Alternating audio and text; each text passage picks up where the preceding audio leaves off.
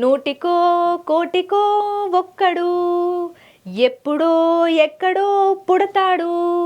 కృషి ఉంటే మనుషులు ఋషులవుతారు, మహాపురుషులవుతారు. ఎవడబ్బ సొత్తు కాదురా టాలెంటు, ఎవడబ్బ సొత్తు కాదురా టాలెంటు. అగో ఏంది పిల్ల అన్ని పాటలను రీమిక్స్ చేసి మాకు వినిపిస్తున్నావేంది కథ అని అనుకోకుండ్లి. నేను ఇప్పుడు చూపెట్టే వీడియో చూస్తే మీరు కూడా సేమ్ ఇయ్యే పాటలు పాడతారు.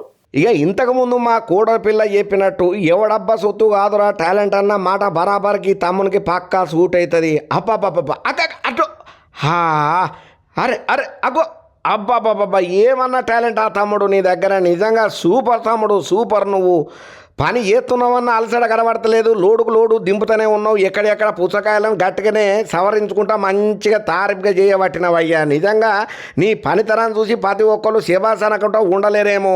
అబ్బాబ్బాబ్బా ఎంత అదే అన్నా మెల్లగానే ఆయన తన ఎత్తి మలక్క అన్నా మెల్లగానే ఆయన తన ఎత్తికి దెబ్బ తగులుతుంది. అబ్బాకి ఎంత అలకగా పట్టుకున్నాడు, జాపల మీద తీసుకుంటున్నాడు, పక్కన ఇసురుతున్నాడు, మంచిగా సవరణ చేస్తున్నాడు పుచ్చకాయలను. వాహా ఇక ఈ ముచ్చటగాత సోషల్ మీడియాలో బాగా వైరల్ అవుతూనే ప్రతి ఒక్కరు ఈ తమ్మునికి మత్తు తారీఫులు కితాబులు ఇస్తున్నారు.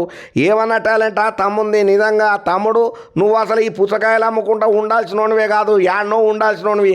నీ అసంటోనికి ఒలింపిక్స్ గేములు పెడితే గోల్డ్ మెడల్ ఒక్కటి కాదు 100ల కొద్ది ఎత్తుకొస్తావు. మన భారతదేశానికి కీర్తి కిరీటాలు పథకాలు బాగానే తెస్తావని చెప్పి మస్తు తారీఫ్ చేస్తున్నారు ఈ తమ్ముని టాలెంట్ చూసి.